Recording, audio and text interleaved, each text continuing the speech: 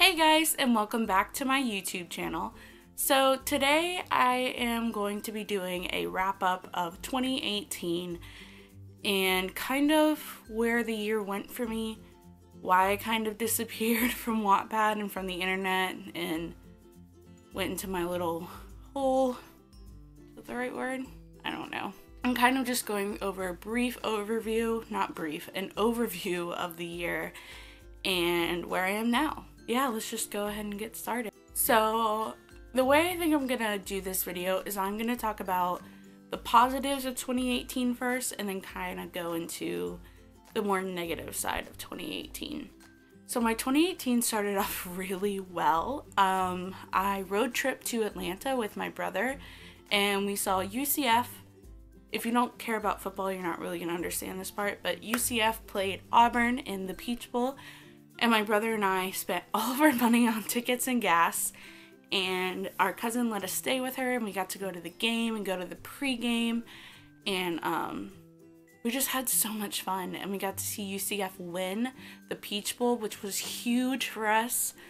And we went with my aunt, who was an Auburn fan, so we got to poke a little fun at her. But yeah, so we had so much fun, and plus we were in Atlanta, so we went to the College Football Hall of Fame. And we got to see, we just did some sightseeing, and so my year started off really well. Took a very sharp turn on our drive home when my brother got a $1,200 speeding ticket. So, if we learn anything from this video, don't speed in Georgia. After that, I set some writing goals for myself for the year and found a freelance editor to work with. Her name is Trisha, and she really understood where I wanted to take my brother's best friend. And so I started setting dates and getting ready to work with her, and she sent me like some sample edits and was like, you know, I really love the story and where it's going and I can't wait to work with you kind of thing. And I was like, I love you and I want to work with you. And I unfortunately never got to work with her in 2018, and that's one of my big regrets because I really do love her editing style. And so I'm gonna link her website in the description, and if you're looking for a freelance editor, I highly recommend Trisha. She deserved so much more than I was able to give her. In March, for spring break time, I went to Lake Norman in North Carolina and met up with a group of people, a whole bunch of friends. I'll put a picture here if I can find one really quick, but I'm sure I can. But yeah, we spent 4 days together, 4 days, and we did some writing, but mostly did some hanging out. And it's really nice because a lot of my friends are just all of my friends in 2018 were online. So getting to see people face to face instead of via text was amazing. And it really just helped me center myself. I was like, yes, I do love writing. Yes, this is where I want to be. And I had a really great time with all of my friends. And I hate to keep using the word fun, but it was so much fun. It was St. Patrick's Day while we were there. So like I bought like this giant brownie thing with like a leprechaun's face on it, and like you pull it off and it's all icing. It was really sweet. We didn't eat much of it, but like we played cornhole and Jenga, and we played writer games because we're nerds. And I just love those girls and Greg even though he didn't get to come so much. After that, in May, I left my job as a substitute teacher and got hired at Disney. And that was, you know, Disney's the most magical place on earth, and I really had high hopes. And you know, my first day, Mickey Mouse gave me my name tag and we got to go to Magic Kingdom, and it was a very long day. It was at 8 to 5, but you know, I sat at a table full of people who were also really excited to be there, and I got hired to work part-time in merchantainment, which is just merchandise but entertainment as well. And you can kind of see over there where I started hanging my Disney ears because I have an obsession, but it's still a work in progress. And then you can see over there kind of my aliens. My room is slowly transformed into a Disney fanatic room, and I'm not upset about it. but I loved the whole experience of Disney. I'm going to talk about that a little bit more later, but there's a lot of parts that I really loved about working at Disney. Obviously, I loved being able to go to the parks whenever I wanted, and being able to take my family with me, and we made so many wonderful memories at the parks, and we had so much fun. It was really hard on me this year because my cousin that I'm really close to and my brother both moved right next door to each other, so they spent a lot of time together. But while I was working at Disney, it was really easy for the three of us to spend a lot of time together, so I still felt that connection. And I had a lot of fun going to the parks. One of my last days there, I brought some of my other family to the parks, including my 1.5-year-old cousin, and we found out later he was super sick at the time, but he still, I think, enjoyed it somewhat. He got to meet like Woody, and we went to Toy Story Land and Disney Junior Dance Party, and I just love making those memories with people that I really love. And then of course I got to work at Disney, so some days were better than others, but I still got to talk to so many people who were so excited to be there. Maybe it was their first time, maybe it was something they've been looking forward to for so long, and I got to be someone that they could talk to about it, and I really enjoyed that. So yeah, there were definitely parts of working at Disney that gave me a lot of fulfillment. Shortly after working for Disney, I took my very first vacation a month in, and we went on a cruise. And been a cruise we've been planning for over a year, so you usually don't want to take vacation days as soon as you started a job, but it was something that I couldn't, I had already paid for the cruise I was going. Yeah, I went with my family and my cousin's family, and we had a lot of fun. I got to check something off of my bucket list, which is jumping waterfalls, and we got to do that in Jamaica, including jump from one of the highest waterfall points, and it was so much fun. We got to zip line in Haiti and swim with dolphins in Cozumel and feed manatees, and I love manatees so much. So just being able to pet a manatee while I ate lettuce from my hand is goals for me. And then on the ship, they had this really tall slide you could go down, and there was a dance club that I like to go to. Not everyone was 21 at the time. There were only 2 of us kids. I say kids, but younger adults that were 21. So I'd usually go to the dance club with my parents. There was a casino. It was broke, but my brother won a lot of money to us at the casino. He walked away with $75, and we were like, party. So yeah, we had so much fun again on the cruise. We just did so much every day, and when you're on a cruise, it feels like you're in a different reality. And that's truly what it felt like. I was living some of my best life. Then the next month, I again had to take vacation time because we had planned this family trip to New York to meet my grandfather's side of the family. They all live in New York, and we had never met them before, and he hadn't seen them in years. So we all flew up there. My family flew up a little bit early, and we went to Canada, and so I got to see Wattpad HQ and take my parents there with me, and I got to meet some of the people that I get to work with. And we got to go to Niagara Falls and take a boat tour, and my cousin and I went to this arcade in the middle of the night and played this ghost game.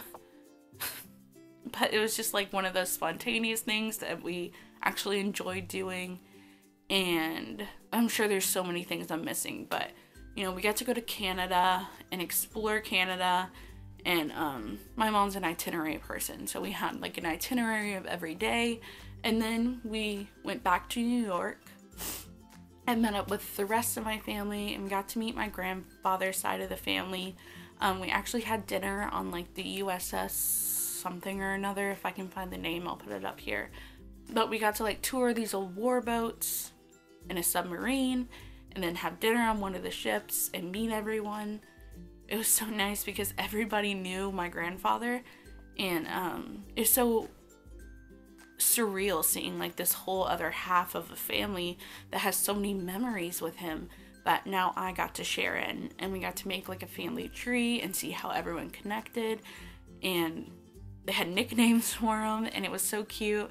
And then the next day we did like a family picnic, you know, the typical family reunion thing, and we played, you know, cornhole and games, and my grandfather had this picture of his dad maybe, but it looked exactly like my brother, and it was just crazy. We couldn't swim in the lake because there was some algae thing going on, but a few of my cousins went kayaking. I was like, I'm not getting in that lake, I don't want to die. But they went kayaking, and we just had a really fun afternoon. Then we went and visited my grandfather's parents' graves, which I had never been to before, and it was I love my grandfather so much, and so to be there and share that moment with him, of him recalling memories of his parents and sharing those, was very special and something I'll never forget. And then one of the days we were in New York, we went to the Buffalo Zoo because we had a 1.5-year-old who needed entertainment, and I was 22, and I needed entertainment. So I got to see a polar bear IRL, and it was right up against the window next to my face, and it was one of the best moments of my life because I love polar bears so much, and he was so interactive, and I was like, I love you, come home with me. But like, he didn't, unfortunately. So yeah, that moment was so surreal, and we got to see all these animals, and it was really funny because we walked through this waterfall area, and at the time, well, even now, when my 1.5-year-old cousin they wanted to go to sleep, they'll play like waterfall noises. So we started walking through, and he started like laying his head down and falling asleep, and I was like, you have him conditioned. So yeah, it was just a fun time to be with my entire family and to make so many new memories with them. After that, for Christmas in 2017, my parents gave me tickets to see Dan and Phil in Fort Lauderdale. If you don't know them, they're 2 YouTubers, and I love them. So me and I made my cousin Amy come with me. We did a night in Fort Lauderdale, and we went and saw Dan and Phil, and I loved it. I love their show, Interactive Introverts, and we just had a really fun time. Amy didn't know who they were, and she still doesn't know which one's Dan and which one's Phil, but we went to the show, and then we ordered Cheesecake Factory, and then we watched Riverdale, and I don't know, we just had a really fun time. And of course, I loved seeing Dan and Phil, but even for Amy, who doesn't know who Dan and Phil are, it was still fun, I think. And then she got really excited because we were in an area called Yeehaw Junction, and she wanted to tag it on her Instagram like, this is Florida.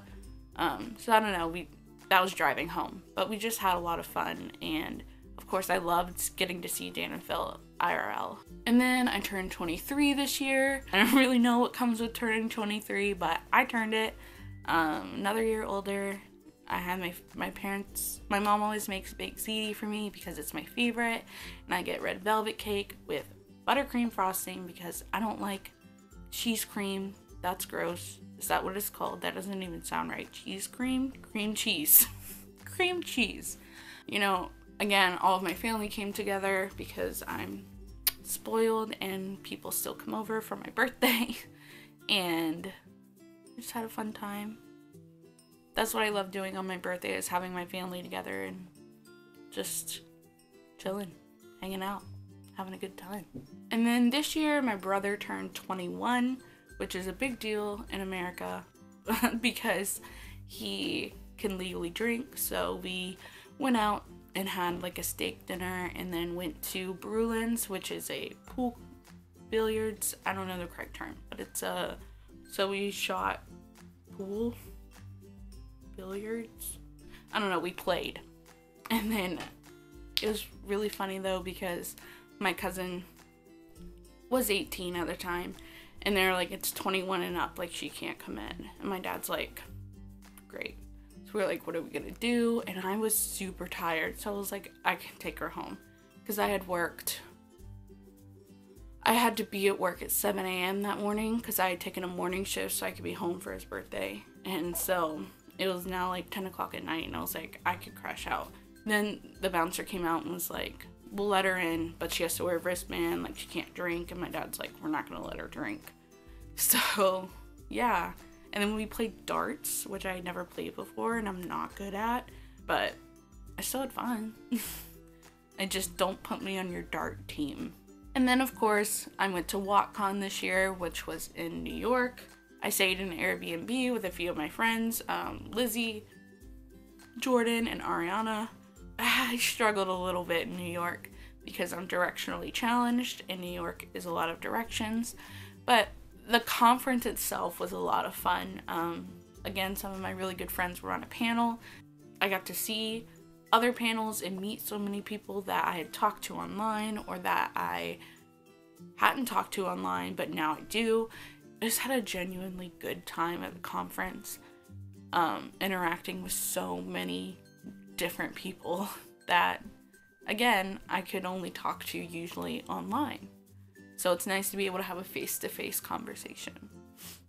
And then of course interacting with Wattpad HQ, and I got to meet, so I got like some amazing connections to some amazing people who are making amazing things happen, and yeah, so I just had so much fun at the conference. But with all that being said, 2018 was a really hard year for me, and I know like I just talked it up and I told you all the positive things that happened to me, but it wasn't that way for most of the year. I had little positive moments, but overall I struggled a lot in 2018, and that's what I really want to talk about in this video, is just how different a person can portray themselves to be online, I guess is the right way to say that. Of course, I told you the year started off with my brother getting a $1,200 speeding ticket while we were in Georgia. And that, I mean, that set the tone for my year. I was like, holy crap. Like, we were flat broke. And now $1,200 just had to appear out of thin air. And then my grandfather, I only have one grandfather. So my grandfather, who we went to New York with and made so many memories with, before that he got very sick, and he had cancer. Kidney cancer.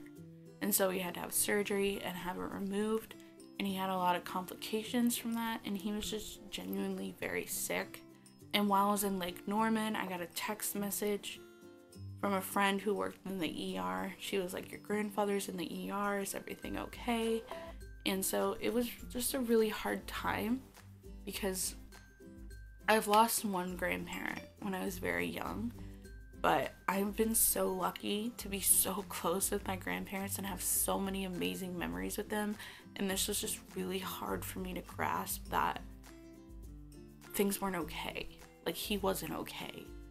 And he was very sick, and he wasn't feeling well, and he wasn't doing well. And that was just really hard on me.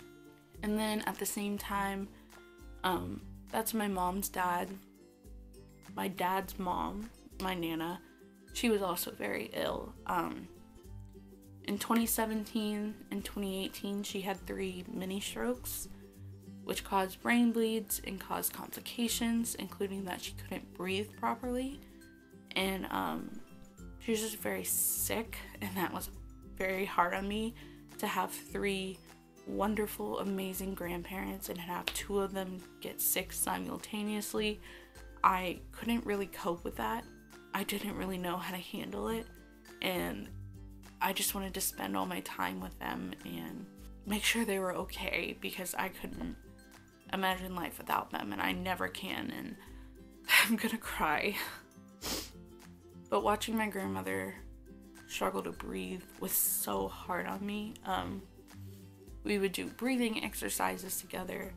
You know, we did a beach trip over the summer, and she would come over and we would go swimming because she had to get her strength back, and the pool was the best way for her to do that. And it was just hard. Like, I don't have another word that in the English language that describes hard.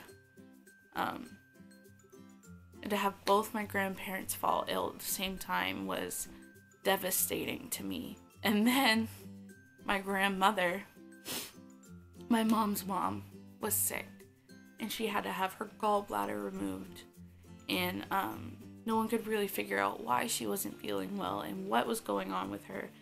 And even now she still doesn't feel well, and no one can really figure out why, like what's going on. And so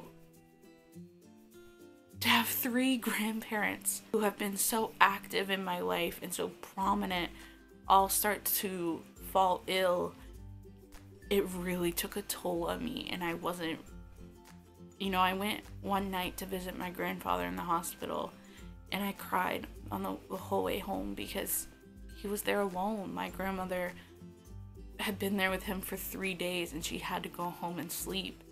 And you know, he didn't want my mom to stay with him. And so I just remember crying, and I was like, I'll stay with him. Anybody, just like, I don't want him to be there by himself. But it was just really a hard year of my grandparents, and by that extension, it was a hard year for me to see them go through that. So at the time, in the beginning of 2018, I worked as a substitute teacher. And I will just say now that I have the utmost respect for teachers. I could never do it. I thought I could. That's why I was a substitute. I plan on going back to school in January to be a teacher.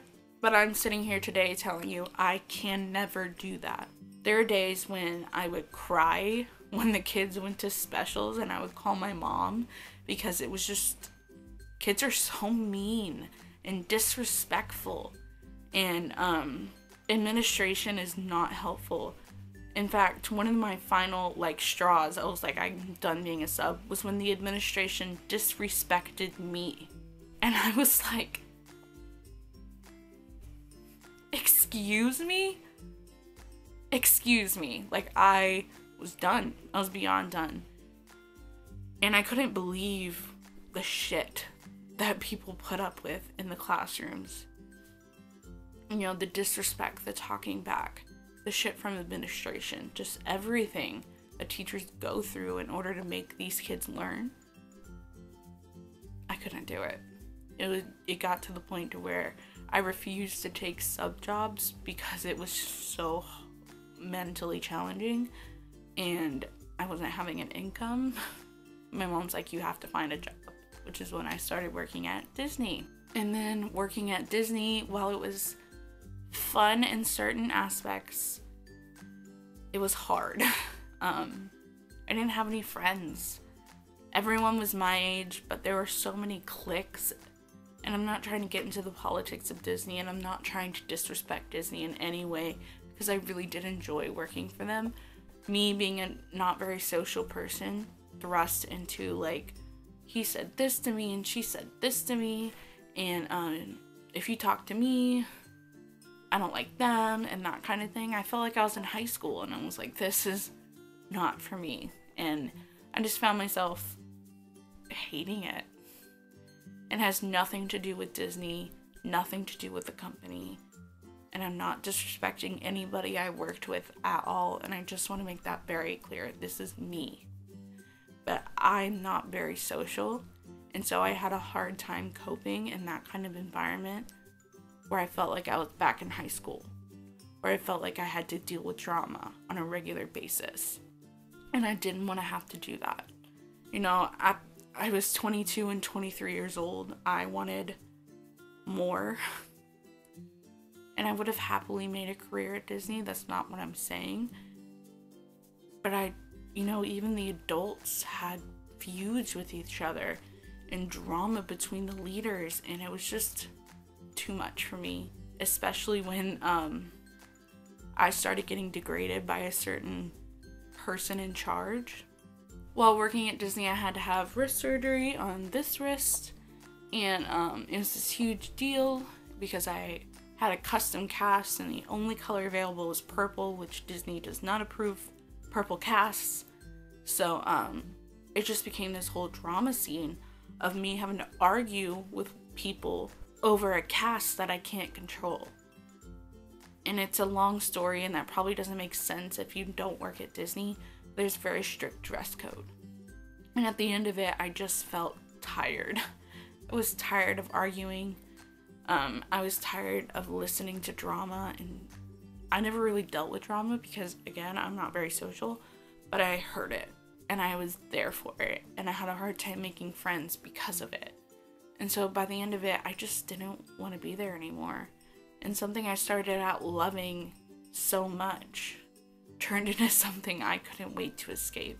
And that was all me. I struggled a lot this year with my mental health. My depression was getting the best of me, and my social anxiety was through the roof. You know, my brother, as I mentioned before, my brother and cousin they live right down the street from each other, and it threw me through a loop. Like, I couldn't deal with the fact, and this is gonna sound crazy because you probably don't have social anxiety, but I couldn't deal with the fact that things were happening without me. And I know that sounds selfish and bratty, but it's not. It was just, I wanted to be in on those memories too. And I felt like I was losing both of them at once, which is ridiculous. Now I can look back and say that, but at the time it felt like everything was ending. And my social anxiety, it ruined my cruise experience, because when I was at the dance club with my parents and having so much fun, I was always worried about what my cousins and my brother were doing, and whether they're making memories without me, and what they were talking about. And the same thing in New York, like, I always was wondering what other people were doing and what other people were thinking and what other people, and I never focused on me. So I'm in all these amazing experiences, and I'm miserable because my mind is constantly racing with everything else. So I got to go on an amazing cruise, and I look back and think about how much I missed out on. You know, how much I wanted to go to a dance club, but instead sat in a room because I didn't want to miss out on conversations, or just different things like that. I let my brain get the best of me. Or like in New York, I would do things I didn't want to do because I wanted to be a part of it, and it doesn't make sense. You shouldn't live your life for other people. That's what I was doing. And it just tainted all of these wonderful memories that I have. And then, as I mentioned, my depression was so bad. I wrote less than 15,000 words in 2018, which, if you're not a writer, all of my updates are at least 2,000 words. So I wrote nothing in 2018. I found no joy in it. I couldn't force myself to do it. I was just not myself. You know, I had Disney passes where I could go anytime I wanted to, and I would choose to just lay in bed and watch YouTube and sleep instead of going to the place I love most on the earth, Disney. And then I would invite people to go, but if they said no, then I wouldn't go. And I just wasn't motivated to do anything. I wasn't making friends at my new job.